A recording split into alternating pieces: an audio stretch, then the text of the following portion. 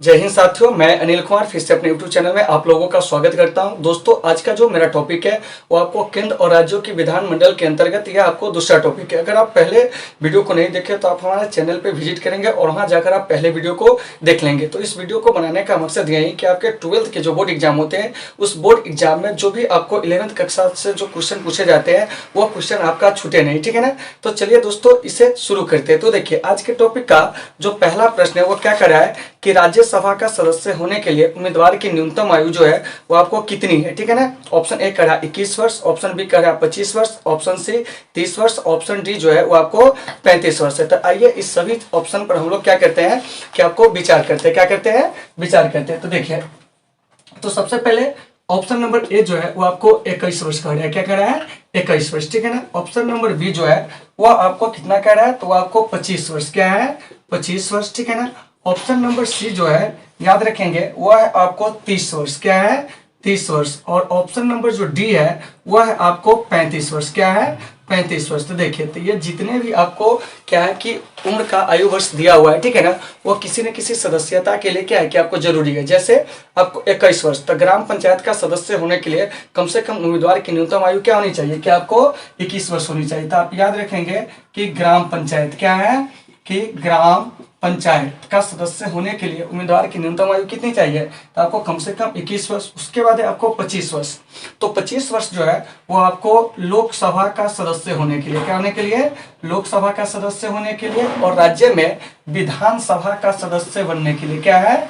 राज्य में विधानसभा का सदस्य बनने के लिए भी जो उम्मीदवार की न्यूनतम आयु चाहिए वो क्या चाहिए? 25 वर्ष चाहिए। उसके बाद है आपको 30 वर्ष। तो 30 वर्ष जो है वो आपको राज्यसभा का सदस्य बनने के लिए, क्या है? राज्यसभा का सदस्य बनने के लिए। और राज्य में आपको विधान परिषद, क्या है?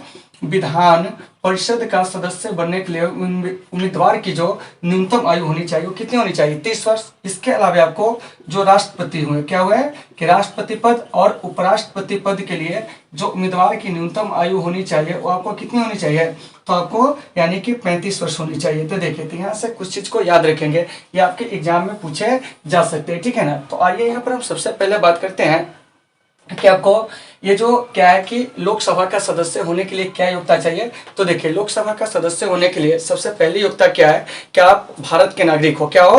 भारत के नागरिक हो। आप 25 वर्ष की आयु को क्या हो कि पूरा कर चुका हो। आप किसी लाभ के पद पर ना हो। आप पागल अथवा दिवालिया ना हो। तो आप क्या कर सकते हैं कि लोकसभा का जो मतलब कि चुनाव है, ठीक है ना, वो आप लड़ सकते हैं। मतलब कि लोकसभा का मतलब कि क्या है कि सदस्य होने के तब आप क्या होंगे? योग्य होंगे।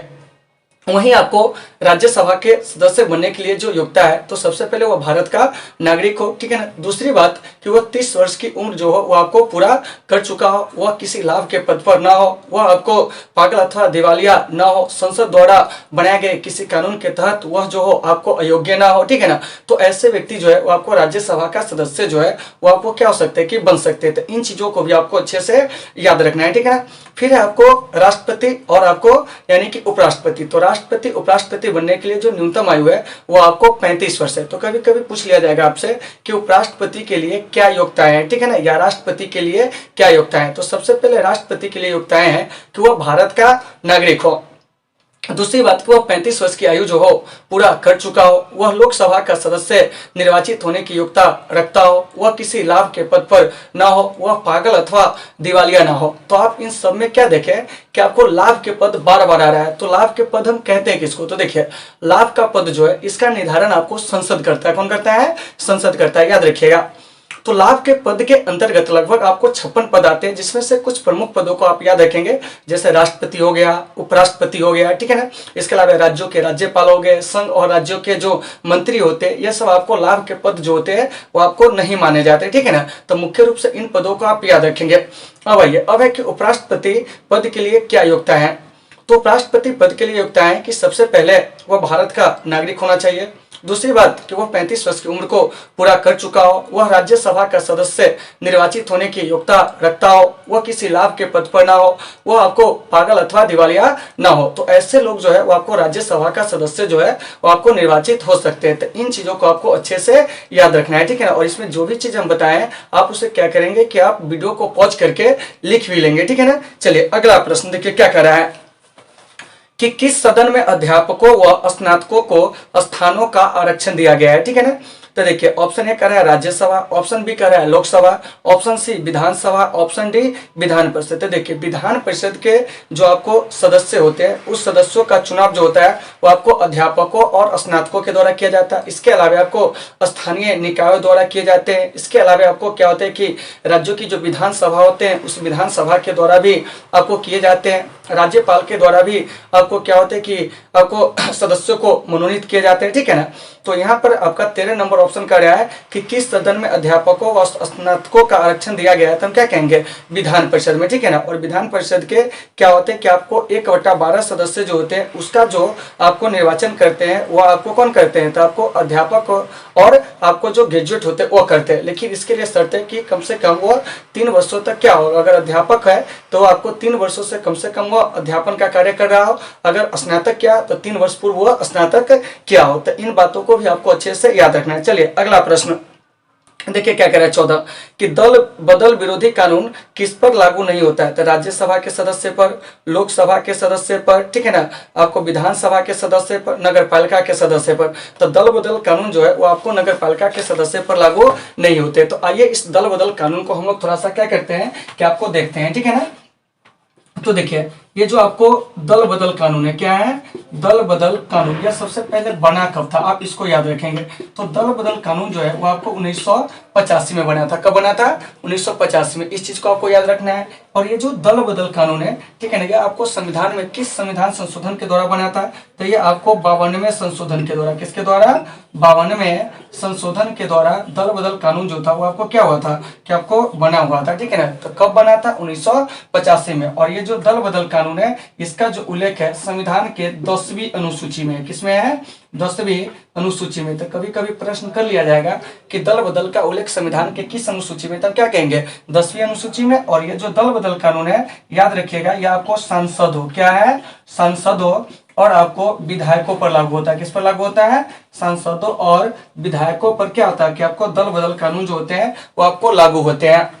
ये जो सांसद है तो सांसद में लोकसभा के सदस्य भी आ जाएंगे, ठीक है ना, और आपको राज्यसभा के सदस्य भी आ जाएंगे। विधायक में आपको विधानसभा से जो आपको विधायक होंगे वो भी आएंगे और विधान परिषद से जो विधायक होंगे वो भी आएंगे। तो इन चीजों को आपको अच्छे से याद रखना है। दल बदल कानून जो है वो आपको राजीव गांधी के समय में क्या हुआ था कि आपको 1985 में बना था। तो इन चीजों को भी आपको अच्छे से याद रखना है। तो यहाँ से आपका प्रश्न क्या पूछा जाएगा, ध्यान से सुनिएगा कि ये जो दल बदल कानून है यह कब बना था, तो 1985 में बना था, ठीक है ना। दल बदल कानून किस संविधान संशोधन द्वारा संविधान में आपको जोड़ा गया था, तो हम क्या कहेंगे 52वें संशोधन द्वारा, ठीक है ना। और दल बदल कानून का उल्लेख जो है कौन सी अनुसूची में है, तो 10वीं अनुसूची में। इन चीजों को याद रखना है। दल बदल कानून किस पर लागू होता है, तो वह आपको सांसदों और विधायकों पर लागू होते हैं, ठीक है ना।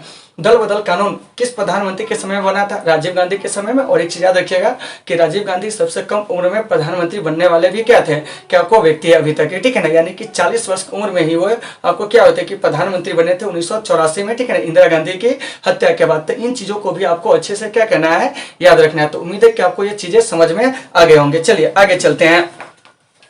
अगला प्रश्न कर रहा है कि भारत में संसद की स्थापना जो है वो आपको किस कानून के तहत हुई। देखिए ऑप्शन ए कर रहा है 1919 भारत सरकार अधिनियम, ऑप्शन बी कर रहा है 1935 भारत सरकार अधिनियम, उसके बाद कर रहा है कि ऑप्शन सी 1947 का भारत स्वतंत्रता अधिनियम, और ऑप्शन डी कर रहा है 1949 का भारतीय आपको जो संवैधानिक व्यवस्था थी इसके अंतर्गत, ठीक है ना। तो इस चीज को आपको थोड़ा सा अच्छे से देख लेना है, ठीक है ना। देखिए ऑप्शन में कौन कौन ऑप्शन का है, 1919 का भारत शासन अधिनियम, 1935 का भारत सरकार अधिनियम। तो इसका जो सही आंसर हो जाएगा 1919 का भारत शासन अधिनियम। और याद रखिएगा 1919 के भारत शासन अधिनियम को ही हम लोग क्या कहते हैं, मॉन्टेग्यू चेम्सफोर्ड सुधार अधिनियम के नाम से भी क्या कहते हैं कि आपको जानते हैं। और इसी के द्वारा क्या हुआ था कि आपको प्रांतों में द्वैध शासन जो था उसे क्या किया गया था कि आपको स्थापित किया गया था। तो कभी कभी प्रश्न कर लिया जाएगा कि प्रांतों में द्वैध शासन जो था वह आपको किसके द्वारा स्थापित हुआ था, तो हम कहेंगे 1919 के भारत शासन अधिनियम के था, ठीक है ना। इन चीजों को याद रखना है। दूसरी बात 1919 के भारत शासन अधिनियम के द्वारा ही भारत में आपको क्या हुआ था कि संसद व्यवस्था जो था उसको क्या किया गया था, स्थापित किया गया था। इन चीजों को आपको अच्छे से याद रखना है, ठीक है ना।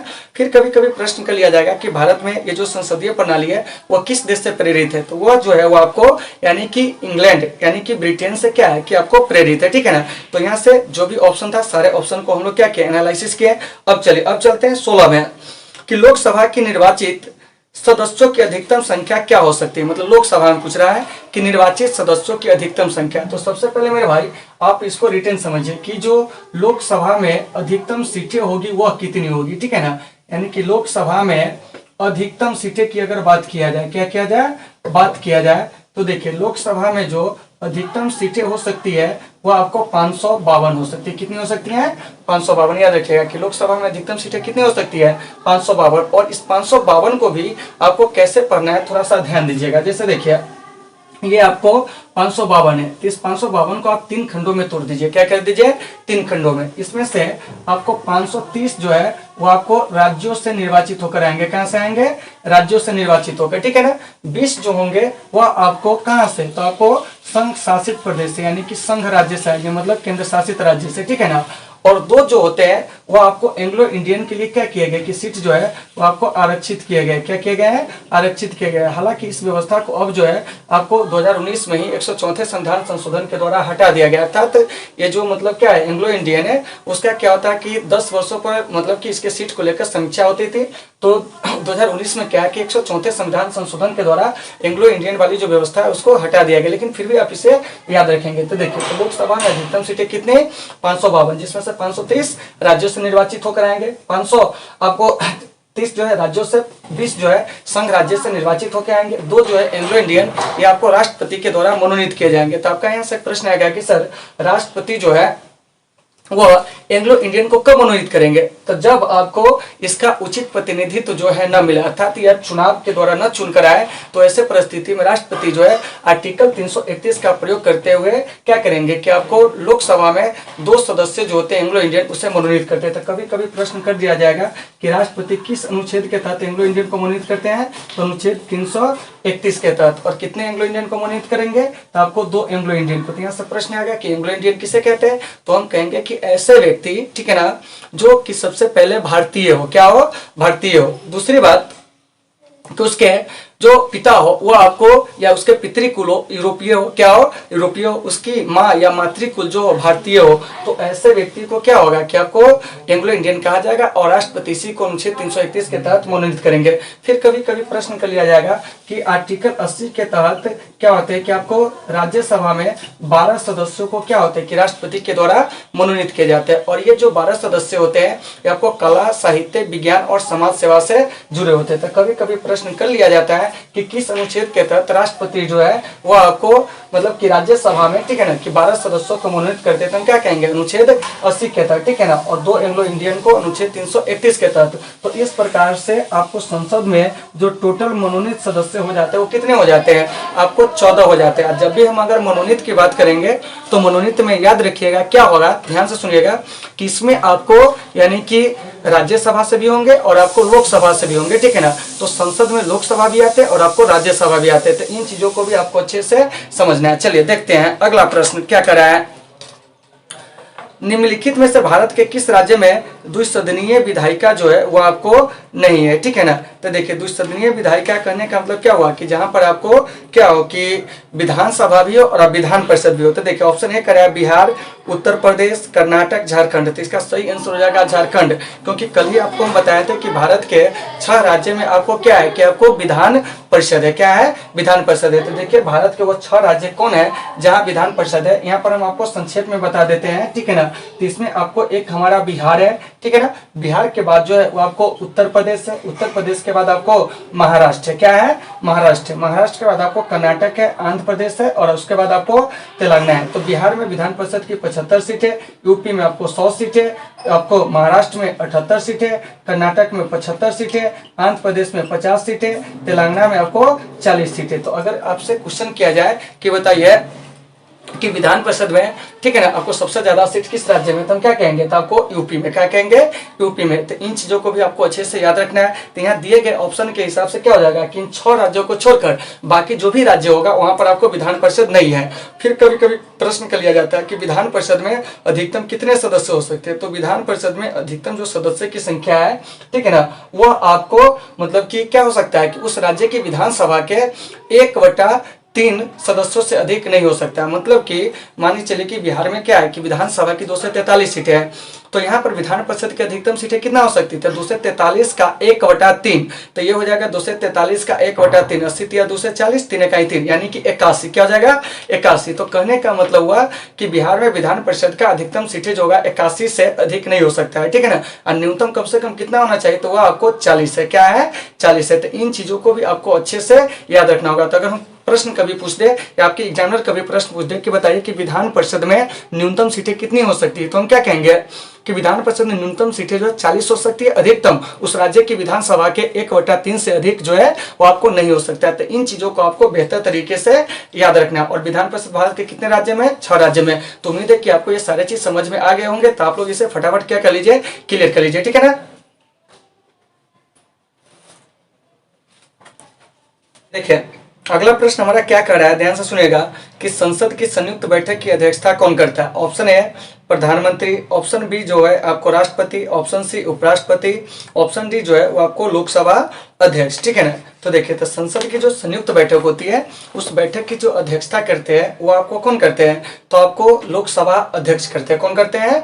लोकसभा अध्यक्ष। तो कभी कभी आपसे प्रश्न किया जाएगा कि संसद की संयुक्त बैठक जो है वो आपको कब बुलाई जाती है? तो देखिए संसद की जो संयुक्त बैठक होती है वो आपको किसी साधारण विधेयक पर मतभेद होने पर आपको क्या होते हैं कि राष्ट्रपति के द्वारा अनुच्छेद 108 के तहत क्या होते हैं कि आपको बुलाए जाते हैं। तो इन चीजों को भी आपको अच्छे से याद रखना है। तो देखिए तो यहाँ पर ए नंबर ऑप्शन में आपको प्रधानमंत्री, क्या है? प्रधानमंत्री। तो देखिए तो इस ऑप्शन को भी हम लोग थोड़ा सा क्या करेंगे, एनालिसिस करेंगे। देखिए तो ए नंबर ऑप्शन में है आपको प्रधानमंत्री, क्या है?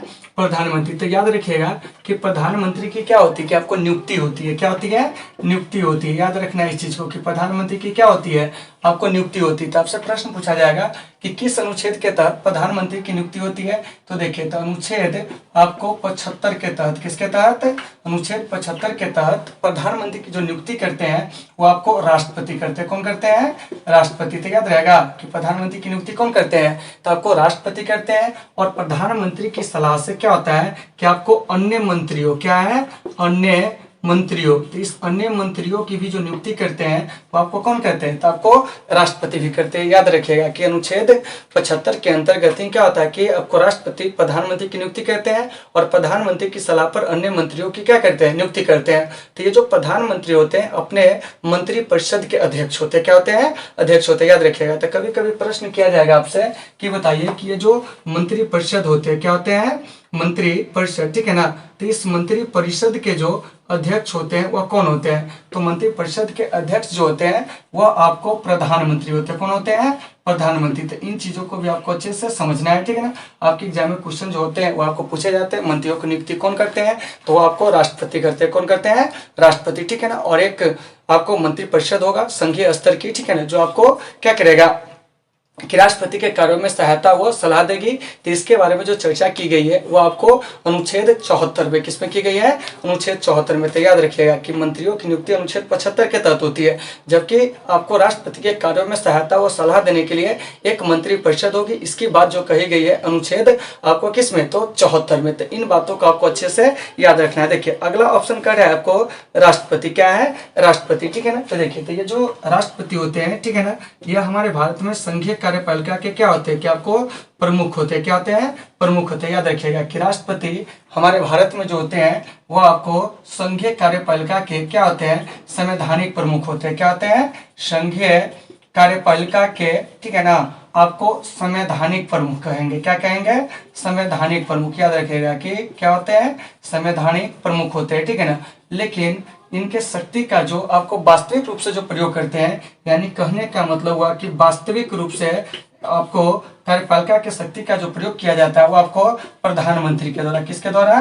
प्रधानमंत्री के द्वारा। तो इस चीज को आपको याद रखना है। तो कभी कभी प्रश्न कर लिया जाएगा कि बताइए कि भारत में संघीय कार्यपालिका के जो प्रमुख होते हैं वो कौन होते हैं? तब क्या कहेंगे? तो आपको राष्ट्रपति। अनुच्छेद 53 में इस बात को स्पष्ट रूप से कहा गया है कि भारत में संघ की जो कार्यपालिका शक्ति होगी वो आपको राष्ट्रपति के हाथों में निहित होगी और इस शक्ति का प्रयोग जो है राष्ट्रपति स्वयं अपने अधीनस्थों के माध्यम से करेंगे। अपने अधीनस्थ करने का मतलब क्या हुआ कि मंत्रिपरिषद के मतलब के माध्यम से करेंगे, ठीक है। है ना। तो इन चीजों को भी आपको अच्छे से समझना है। तो हमारे भारत में आपको संसदीय शासन प्रणाली है, और संसदीय शासन प्रणाली में क्या होता है कि राज्य के अध्यक्ष जो है हमारे यहाँ वो आपको राष्ट्रपति है, जबकि शासन का जो अध्यक्ष है वो आपको कौन है, प्रधानमंत्री है। क्या है, प्रधानमंत्री है, ठीक है ना। और हमारे भारत में जो संसदीय प्रणाली है वो आपको कहाँ से लिए गए, तो आपको ब्रिटेन से लिए गए। तो कभी कभी प्रश्न कर लिया जाएगा कि संसदीय शासन प्रणाली में सामान्यतः राज्य के अध्यक्ष कौन होते, तो आपको राष्ट्रपति होते हैं, ठीक है ना। जबकि शासन के जो प्रमुख होते हैं वो कौन होते हैं, तो आपको प्रधानमंत्री होते हैं। तो इन चीजों को भी आपको अच्छे से समझना है, ठीक है ना।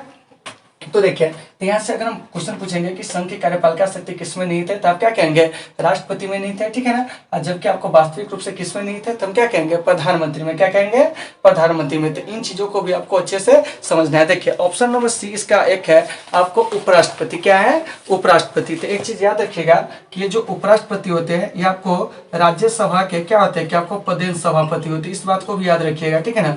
उपराष्ट्रपति क्या होते हैं, तो आपको राज्यसभा के, क्या है, राज्यसभा के, ठीक है ना, पदेन सभापति होते हैं। क्या होते हैं, पदेन सभापति, ठीक है ना। और यह बात जो कही गई है किस अनुच्छेद में, तो आपको अनुच्छेद 64 में। किसमें कही गई है, अनुच्छेद 64 में। तो याद रखिएगा कि अनुच्छेद 64 के अनुसार क्या है कि ये जो उपराष्ट्रपति होते हैं वो आपको राज्यसभा के पदेन सभापति होते हैं, ठीक है ना।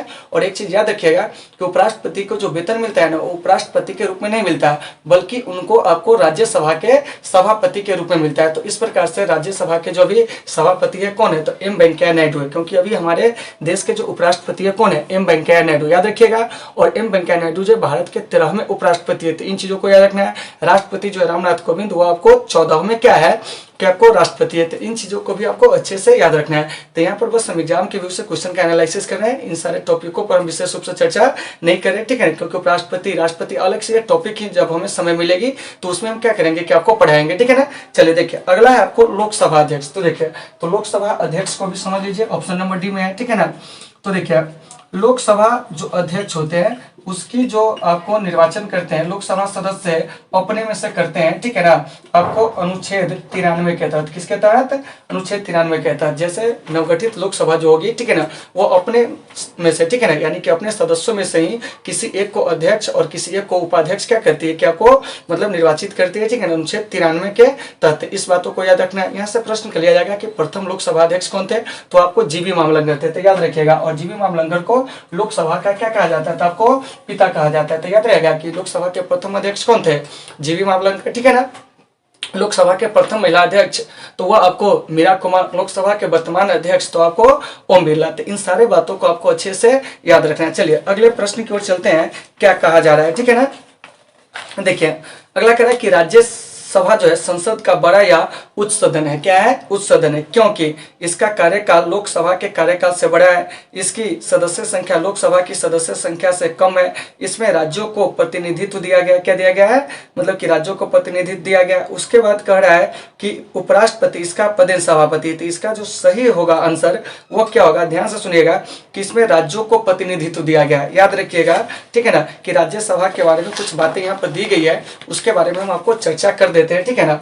तो देखिए तो सबसे पहले राज्यसभा से जुड़ा हुआ कौन कौन सा प्रश्न आपसे पूछा जा सकता है, आप यहाँ पर इसे क्या कर लेंगे कि नोट कर लेंगे, ठीक है ना, कि राज्यसभा से जुड़ा हुआ कौन कौन सा प्रश्न आपसे पूछा जा सकता है। जैसे कि सबसे पहले राज्यसभा के सदस्यता के लिए आपको जो न्यूनतम आयु चाहिए वो कितनी चाहिए, तो 30 वर्ष। क्या है, 30 वर्ष। सदस्यता के लिए न्यूनतम आयु कितना चाहिए, तो आपको 30 वर्ष। देखिए न्यूनतम आयु की बात कर रहे हैं, ठीक है ना। दूसरी बात ये संसद का जो है वो आपको उच्च सदन है। क्या है, उच्च सदन है, याद रखना है, ठीक है ना। या इसी को कहा जाता है संसद का आपको द्वितीय सदन। क्या कहा जाता है, द्वितीय सदन कहा जाता है, याद रखना है। या इसी को हम लोग कहते हैं आपको अपर हाउस। क्या कहते हैं, अपर हाउस, ठीक है ना। या इसी को कहा जाता है आपको क्या कहते हैं कि आपको शिक्षितों का सदन। क्या कहा जाता है, शिक्षितों का सदन, याद रखिएगा। इसे क्या कहा जाता है, शिक्षितों का सदन कहा जाता है। इसी को आपको बुजुर्गों का सदन कहा जाता है। तो इस बात को आपको अच्छे से याद रखना है। और राज्यसभा के सदस्य का जो कार्यकाल होता है वह आपको 6 वर्ष होता है। क्या होता है, 6 वर्ष। तो इन बातों को भी आपको अच्छे से याद रखना है। और इसके क्या होते हैं कि आपको 1/3 सदस्य जो होते हैं प्रत्येक 2 वर्ष बाद जो होते हैं वो आपको क्या करते हैं कि आपको अवकाश ग्रहण करते हैं। क्या करते हैं, अवकाश ग्रहण करते थे। इस बात को भी याद रखना है। राज्यसभा के सदस्य का कार्यकाल जो होता है वो कितना होता है, तो आपको 6 वर्ष होता है, ठीक है ना। देखिए और इसमें कई सारे ऑप्शन और भी दिए हुए हैं। इसमें राज्यों के प्रतिनिधित्व दिया गया है, सही बात है। क्या है, राज्यों के प्रतिनिधित्व दिया गया है, ठीक है ना। क्योंकि राज्यसभा का मतलब हुआ राज्यों का प्रतिनिधित्व। अब है कि इसके जो सभापति होते हैं वो आपको उपराष्ट्रपति होते हैं। कौन होते हैं? इसके सभापति आपको उपराष्ट्रपति होते हैं। क्या होते हैं? उपराष्ट्रपति होते हैं, ठीक है ना। फिर यहाँ से प्रश्न किया जाएगा कि इसमें अधिकतम सीटें कितनी हो सकती है। तो इसमें जो आपको अधिकतम सीटें हैं वो आपको 250 है। कितनी है? 250 हो सकती है। वर्तमान में इसमें जो सीट की संख्या है क्या है? वर्तमान में जो सीट है वो आपको 245 है, जिसमें से आपको क्या है कि 12 सदस्य जो होते हैं वो आपको मनोनीत होते हैं। क्या होते हैं? मनोनीत होते हैं अनुच्छेद 80 के तहत राष्ट्रपति के द्वारा। तो देखिए, तो राज्यसभा से अगर इस प्रकार से कोई क्वेश्चन पूछा जाएगा तो आप इसे क्या करेंगे कि बता देंगे, ठीक है ना। और हमारे भारत में इस प्रकार की जो व्यवस्था है, संसदीय प्रणाली जो है वो आपको ब्रिटेन से प्रभावित है, ठीक है ना। तो देखिए, ब्रिटेन में जो आपको हमारे यहाँ की राज्यसभा की तरह जो आपको संसद का उच्च सदन है उसको हम लोग हाउस ऑफ लॉर्ड्स के नाम से जानते हैं, ठीक है ना। और उसके जो निम्न सदन होते हैं उसको हम लोग हाउस ऑफ कॉमन्स के नाम से जानते हैं। तो कभी कभी वो क्वेश्चन पूछ लिया जाता है कि ब्रिटेन के निम्न सदन को किस नाम से जानते हैं? House of Commons. उस सदन को किस नाम से जानते हैं? तो आपको हाउस ऑफ लॉर्ड्स के नाम से जानते हैं। तो इन बातों को आपको अच्छे से क्या करना है, याद रखना है। और कहीं भी समस्या होती है तो आप लोग कमेंट करके जरूर बताएंगे। तो फटाफट आप लोग क्या कर लीजिए कि इसका स्क्रीनशॉट ले लीजिए, नहीं तो जिन लोगों को अगर उतारना है तो इसे जल्दी से उतार लीजिए। अगला प्रश्न हमारा क्या कह रहा है? लोकसभा का सामान्य कार्यकाल 5 वर्ष है, जिसे बढ़ाया जा सकता है यदि ऑप्शन ए करा कि राष्ट्रपति ऐसा चाहे, संसद में ऐसा प्रस्ताव पास हो, चुनाव आयोग ऐसा आग्रह करे, आपातकाल में संसद ऐसा कानून बनाए।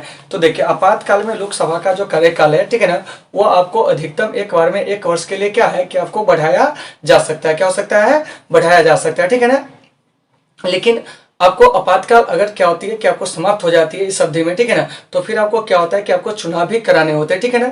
तो देखिए, तो ऐसा एक बार हुआ था वर्ष 1976 में, ठीक है ना, जब आपको इंदिरा गांधी सरकार ने क्या किया था कि आपातकाल में लोकसभा के कार्यकाल को 1 वर्ष के लिए क्या कर दिया था कि आपको बढ़ा दिया था। तो इन चीजों को आपको अच्छे से क्या करना है कि याद रखना है कि हाँ, लोकसभा का कार्यकाल सामान्यतः 5 वर्ष होता है, लेकिन आपातकाल की अवधि में इसके कार्यकाल को अधिकतम एक बार में 1 वर्ष के लिए बढ़ाया जा सकता है, ठीक है ना। तो देखिए, यहाँ पर बात आई आपातकाल की। तो एक चीज याद रखिएगा, आपातकाल से कौन कौन से प्रश्न आपके एग्जाम में पूछे जा सकते हैं। तो देखिए, यहाँ पर ध्यान रखिएगा कि ये जो आपात उपबंध है, क्या है? आपात उपबंध। तो सबसे पहले जान लीजिए कि हमारे देश में ये जो आपात उपबंध है वो आपको 3 तरह के होते हैं। कितने तरह के होते हैं? 3 तरह के। मतलब कि आपात उपबंध जो है हमारे देश में वो आपको कितने प्रकार के? तो 3 प्रकार के। देखिए, एक है आपको राष्ट्रीय आपात। क्या है? राष्ट्रीय आपात। देखिए, हम एग्जाम के व्यू से यहाँ पर एनालिसिस कर रहे हैं, ठीक है ना।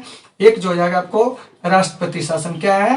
राष्ट्रपति शासन, ठीक है ना। और एक जो है वो आपको क्या है? तो एक जो है वो आपको वित्तीय आपात है। क्या है?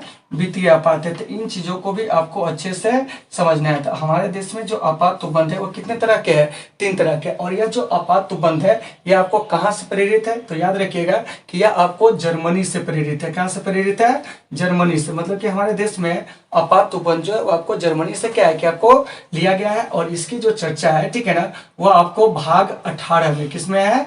भाग 18 में, ठीक है ना। और अनुच्छेद पूछा जाए, ठीक है ना, तो आपको 352 से 360 में आपको क्या है कि आपात उपबंध की चर्चा की गई। यहाँ से क्वेश्चन पूछा जाएगा कि आपात उपबंध की चर्चा संविधान के किस अनुच्छेद में? तो हम क्या कहेंगे? 352 से 360 में, ठीक है ना। आपात उपबंध कहाँ से लिया गया है? तो जर्मनी से। इसकी चर्चा संविधान के किस भाग में? तो भाग 18 में, ठीक है ना। आपात उपबंध हमारे देश में जो है कितने प्रकार के? 3 प्रकार के। राष्ट्रीय आपात, ठीक है ना, राष्ट्रपति शासन, वित्तीय आपात। फिर यहाँ से क्वेश्चन पूछा जाएगा कि भारत में आपातकालीन शक्तियां जो है किसे दी गई है? तो देखिए, भारत में ये जो आपातकालीन शक्तियां है, ठीक है ना, वो आपको राष्ट्रपति को प्राप्त है। किसे प्राप्त है? राष्ट्रपति को। याद रहेगा कि भारत में आपातकालीन शक्तियां किसे प्राप्त है?